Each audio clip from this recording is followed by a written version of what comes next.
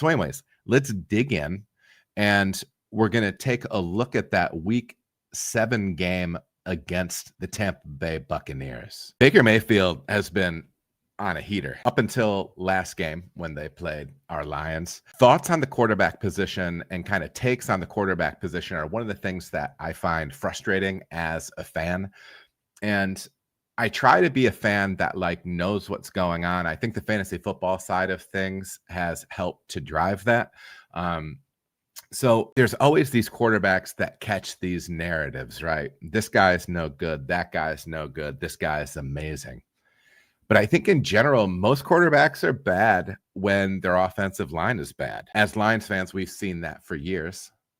We've had, sometimes bad O-lines and bad quarterbacks in conjunction. But sometimes we can just write off some of these QBs and we don't take into account things like coaching talent, offensive weapons, and offensive scheme. We turned the page on a few quarterbacks and they've been making a comeback. First case in point is obviously Baker Mayfield. The ever decrepit Cleveland Browns turned the page on him and decided to go with your boy Deshaun Watson. It was a mistake. Multiple teams turned the page on him. Sam Darnold, Daniel Jones, Danny Dimes, Indiana Jones, owner of some of the best nicknames for a quarterback. 3 guys that have done their thing after being in bad situations. Against the Lions, Baker did not look good. And it was tied to how often he was under pressure. Baker was a guy that was early MVP discussion after posting massive numbers through the first several weeks of the season. He had 50 dropbacks against the Lions, sacked 4 times, hit 8 times. And according to Next Gen Stats, the Lions generated 20 quarterback pressures against Mayfield, which is one of the highest marks in the league for week 7. I always love seeing opposing quarterbacks running for their life. And I especially love to see that pressure come from up the middle. A lot of times we're always thinking about these edge defenders that we have creating pressure. A lot of the big, guys that rack up big sack numbers are all playing on the edge. But from a defensive standpoint, when you can generate that pressure up the middle, it creates a different level of trouble for the offensive line and for the quarterback, because it's going to immediately blow up that pocket and it's going to make it a long day. 2 of the sacks came from the linebacker position for us. We had Campbell and Barnes racking up sacks. And also 2 came from our edge rushers, Al-Quadin Muhammad and Tyrus Wheat. Something that people sleep on when it comes to Baker is the man can scoot. Last year, he had almost 400 yards rushing. All right. He had almost 400 yards rushing and highest level of his career. And it's a big deal. He was not really seen in the tier as one of those running quarterbacks. You kind of have Lamar, you have Jalen Hurts, you have Jaden Daniels, you have Josh Allen, and he's not on the level of those guys as far as moving out of the pocket like that. But 400 yards on the ground for your quarterback it's a thing. And one of the things that can do is it can help to break down secondaries and put additional pressure on your secondary. And the pressure that we're able to get up front was the real deal. Going into that game, I was talking to my dad. We were texting about the game, and I told him, I thought off the top, I'm like, the entire secondary is injured, literally injured or suspended, Brian Branch. And I thought it was just going to be straight up shootout. We're going to have 2 teams in the mid to high 30s, a ton of points scored, and it was going to be wild. And I thought that the Lions would win, but I thought there was going to be a tremendous amount of points scored because Tampa's been doing it all. Baker's been putting up huge numbers. I think he said at least one game, at least close to 400 yards passing. He's been throwing the ball all over the place. Their wide receivers have really been dynamic, especially Emeka Egbuka. Evans is always strong. Godwin is always strong. Some of those guys are coming back from injuries or getting injuries, and we'll dive into that here in a little bit. But, we forget that Baker can run. And so not only the pressure that we put on Baker, but also the containment, also the fact that we are able to keep him from scrambling outside, creating more time for his wide receivers and putting more pressure on our DBs. Those DBs did not need additional pressure. At least I'm assuming. And maybe this is the difference between me and an actual professional athlete. Maybe they don't feel the pressure the way I would. But, we kind of have this practice squad secondary a little bit. And it was no disrespect to those guys. We had a Meek Robertson who typically plays nickel for us. He was slid outside. We had Rock Yasin also playing outside.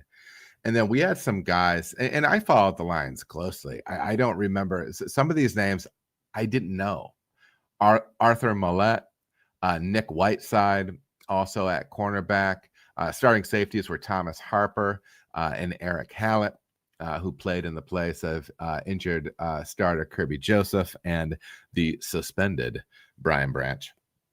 One of my favorite things about the Brian Branch thing was the number of current and ex-pro players that were thanking him for making a move on Juju. You never want to condone stuff like that or whatever. The kids are watching. It is what it is. But apparently, there's no love lost between Juju and some of the guys that he used to play against and maybe even with. But yeah, so we had that situation with Branch's suspension as well. And it felt like last year all over again. We were so busted up midway, late part through the season into the playoffs. And then we finally just ate it when we played Washington. I feel like everything finally just fell apart from a defensive standpoint, and it could have very easily been a situation where we had something like this popping off last week with the Bucs. So why did this situation work? Why was our defense so good last week? There's some interesting numbers in here. I had already mentioned that Tampa has a really strong wide receiver core. Mike Evans is a future Hall of Famer. I think he's on 10 seasons in a row with 1,000 yards, which might be a record. Maybe that was 12, but it's something crazy. He's in double digits. He's probably going to be a golden jacket guy.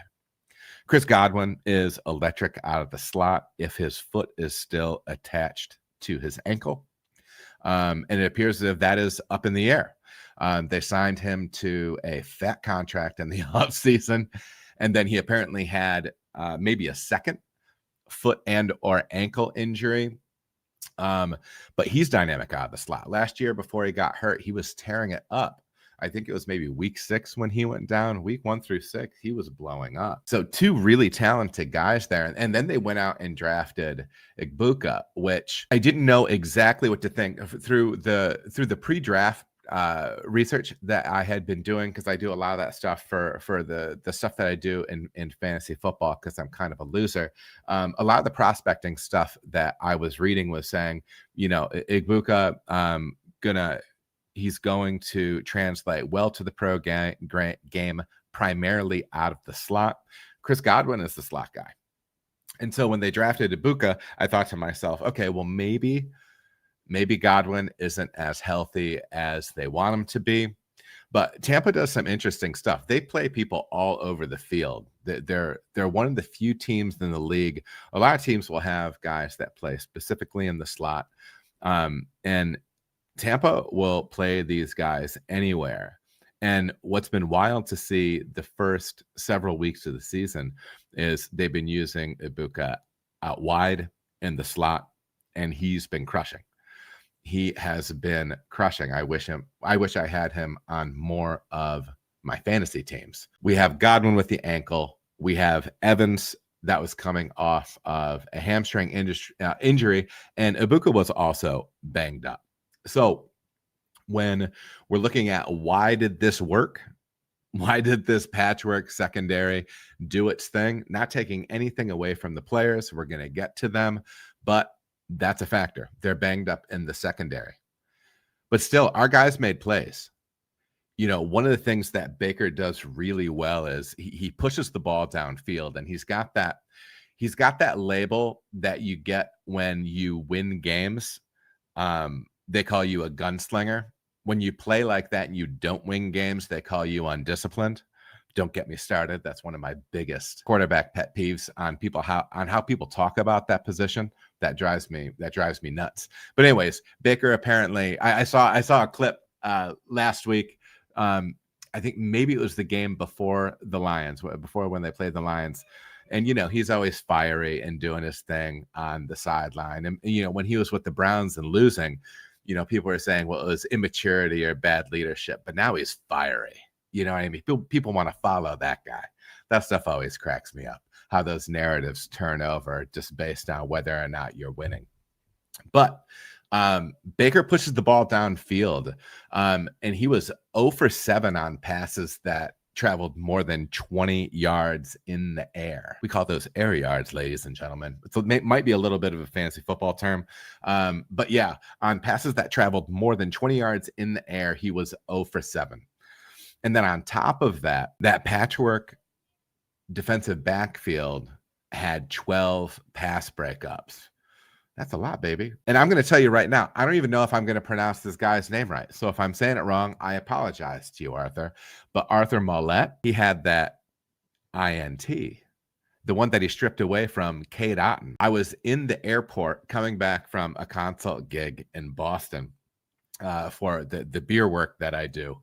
And so I'm watching this game on the screen because it was a late flight out. So I'm just standing outside of an airport bar watching the game. And I saw them reviewing this play. I didn't see the play in real time, but I was watching the replay. And I was saying to myself, there's no way this call is going to break the Lions' way. To me, and I do try to be, I'm going to use the term laundry bro sometimes. And what I mean by laundry bro is somebody that only sees things one way because of the laundry somebody else is wearing. The uniform that their team is wearing makes them believe that everything should only be going their way, right? They just can't be objective about things. I do try to be fairly objective. I am an overly passionate and emotional fan. And my cope as I approach 50, and I try to show my 14-year-old who also loves watching the Lions with me, I try to model a little bit of responsibility. Not that I'm always good at it. But I saw that play go down, and I said to myself, that's not a call the Lions get. It did look like Mollett was able to secure that ball far more than Otten had control of it. And you can see there on the screen that, this is where he has it pulled away. And we finally caught some breaks, man. And I don't want to sound, too much of a homer. And I think in general, calls are fine enough. You're going to win some, you're going to lose some, but it's always hard coming off playing the Chiefs. Let's get real. I just don't like the Chiefs. Some people I love the Chiefs, and I love those people, but I don't love the Chiefs. It was a game I chose not to watch because it was a night game, and I know whether the Lions won or lost, I was going to be too wound up to be able to sleep, so I just made the choice. Hey to everybody in the chat, good to see you in there. Drop questions if you have them. We'll get to them at the end of the pod. So watching some of those ridiculous calls from the Chiefs game, later backed up by the data from UTEP.